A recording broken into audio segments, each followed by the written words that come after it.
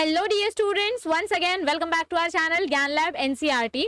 So I hope कि आपने आपके क्लास 11th का जो एनसीईआरटी का चैप्टर नंबर 12 है उसका पार्ट 1 मिनरल न्यूट्रिशन के पार्ट 1 के एमसीक्यूज आपने सॉल्व कर लिए होंगे। अब आज मैं आपके लिए लेकर आई हूँ मिनरल न्यूट्रिशन के पार्ट 2 के एमसीक्यूज, और इस सेशन में हम सिर्फ और सिर्फ प्रीवियस ईयर क्वेश्चन सॉल्व करेंगे ताकि आपके नीट 2022 के हिसाब से पूरी प्रिपरेशन हो सके और आपके एमसीक्यू प्रैक्टिस भी हो सके।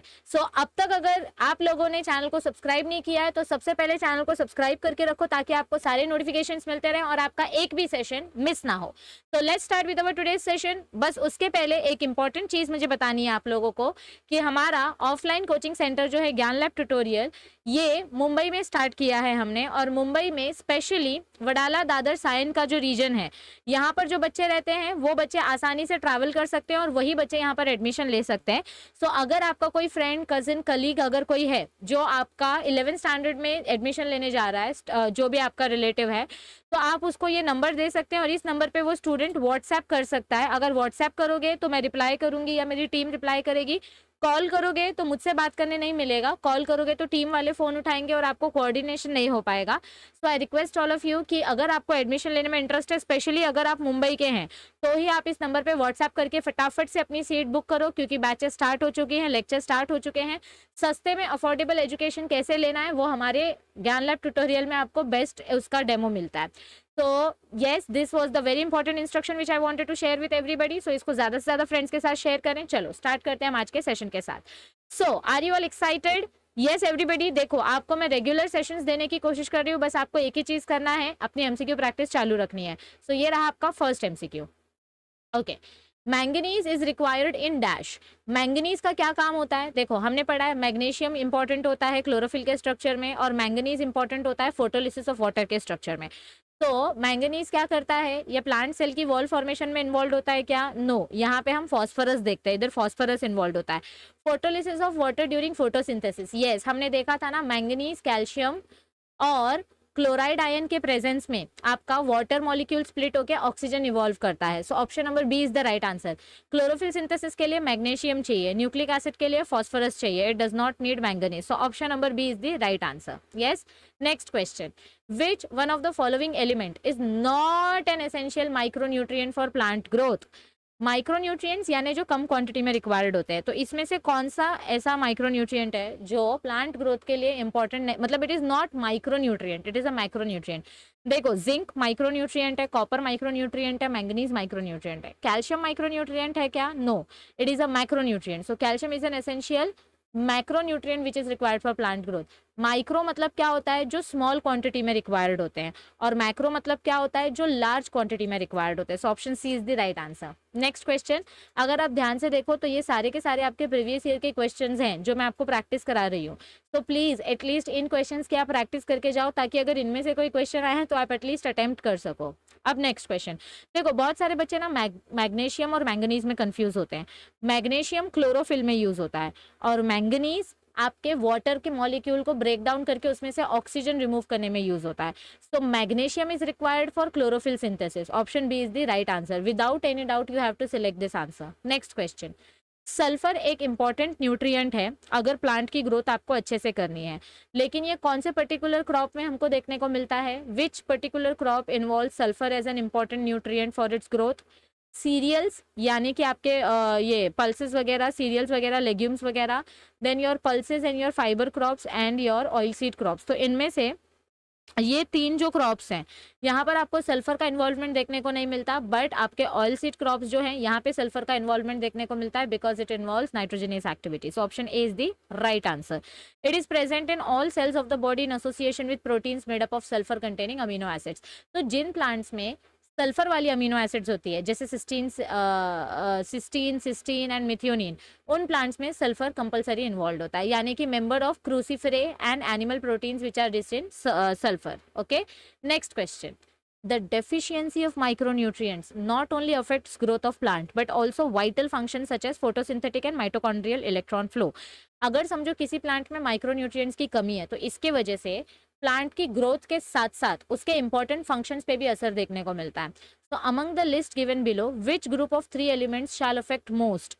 Both photosynthetic and mitochondrial electron transport, यानी ईटीएस और फोटोसिंथेसिस दोनों को अगर आपको अफेक्ट करना है तो कौन सा ग्रुप ऑफ एलिमेंट्स सबसे ज़्यादा इम्पॉर्टेंट है?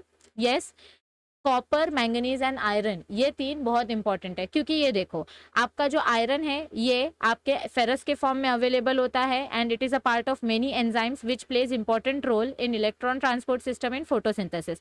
आयरन के बिना आपका इलेक्ट्रॉन ट्रांसपोर्ट चेन कंप्लीट नहीं होता। Okay, cytochrome F, cytochrome D, ये सारे जितने भी एंजाइम्स हैं वो सारे आयरन से कनेक्टेड है।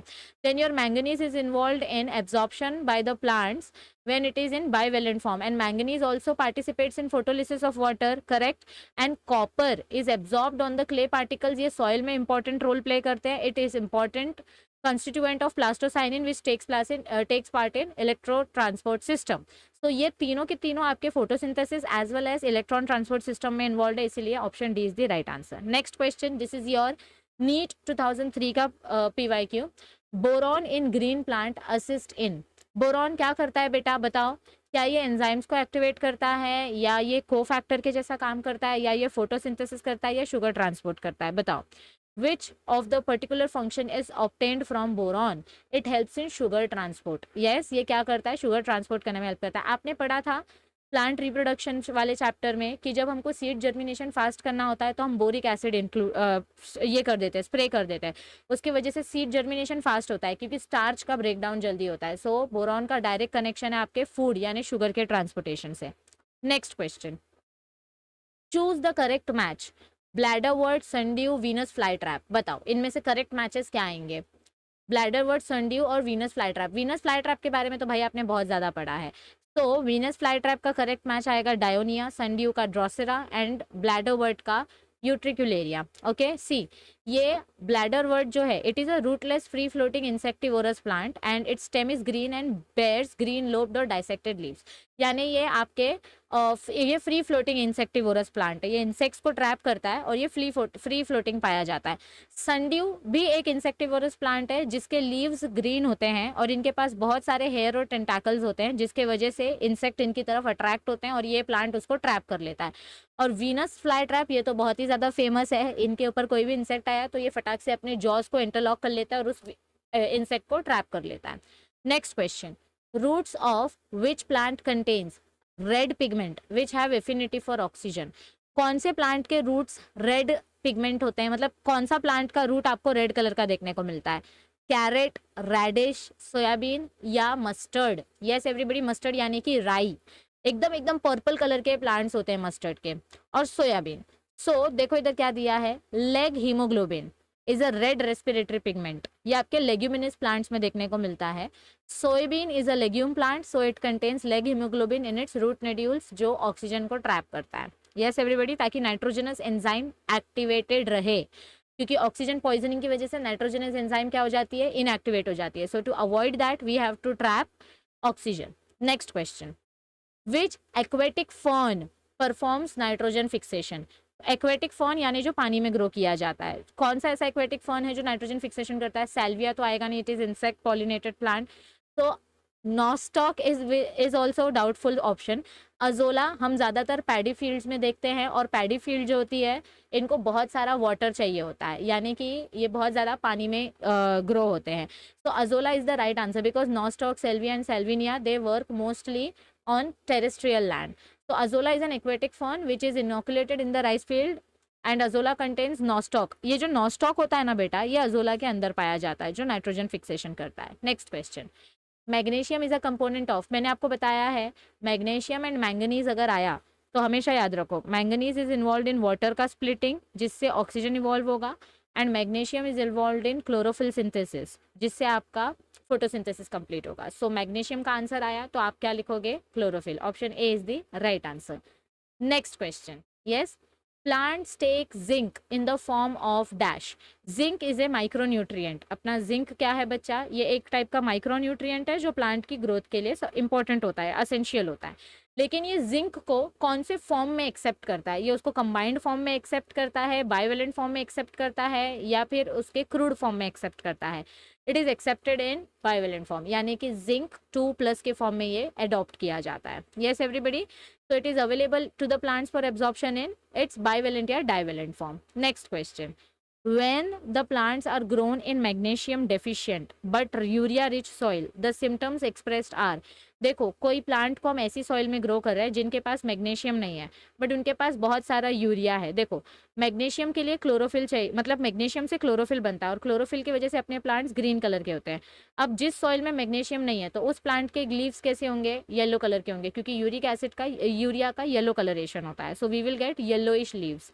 Okay, next question. ये देखो, मैग्नीशियम से क्लोरोफिल बनता है, इसीलिए प्लांट्स ग्रीन कलर के होते हैं.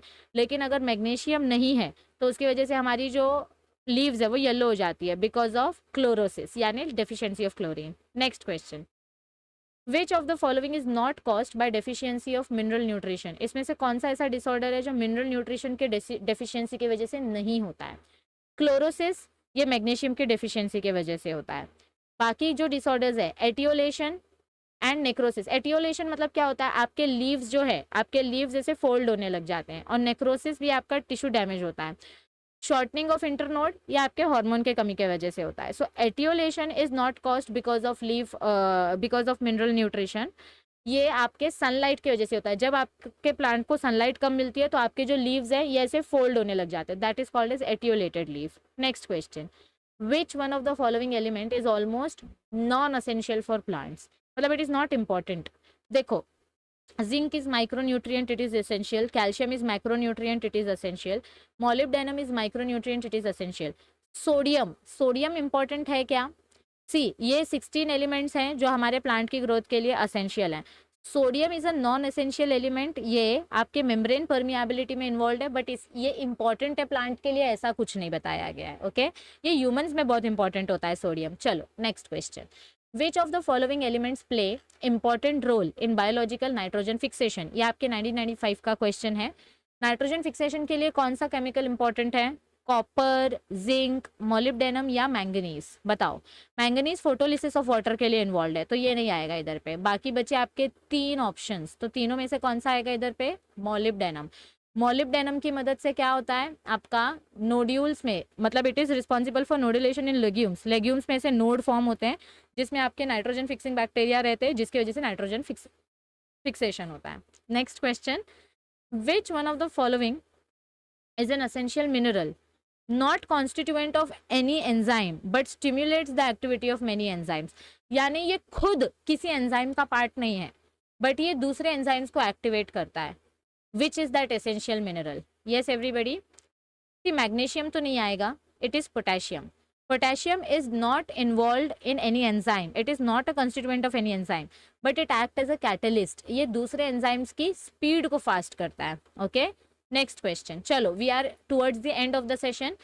कम ऑन, मैं बहुत फास्ट सेशंस लेकर आती हूँ ताकि आपका टाइम बिल्कुल वेस्ट ना हो और आप जल्दी जल्दी आंसर्स अटेम्प्ट कर सको. तो आपका एक ही रिस्पॉन्सिबिलिटी है कि इसको ज़्यादा से ज़्यादा स्टूडेंट्स के साथ शेयर करें ताकि उन बच्चों का भी रिविजन हो सके. Phosphorus and nitrogen ions generally get depleted in soil because they usually occur as. देखो, फॉस्फोरस और नाइट्रोजन ज़्यादा करके सॉइल में यूज हो जाते हैं. ऐसा क्यों होता है? क्योंकि ये कैसे आयन कैसे फॉर्म में प्रेजेंट है? नेगेटिव फॉर्म में प्रेजेंट है. phosphorus and nitrogen they get depleted because they are negatively charged ions and both the elements are essential for plant और ये macromolecules के जैसे काम करते हैं, इसीलिए ये soil में deplete हो जाते हैं. Okay, so this was your last question for today's session. हमने अप्रॉक्सीमेटली 40+ क्वेश्चन सॉल्व किए हैं. सो जल्दी जल्दी सब लोग अपने मार्क्स को कमेंट करके बताओ कि आपको कितने मार्क्स मिले हैं. एक क्वेश्चन 4 मार्क्स का है.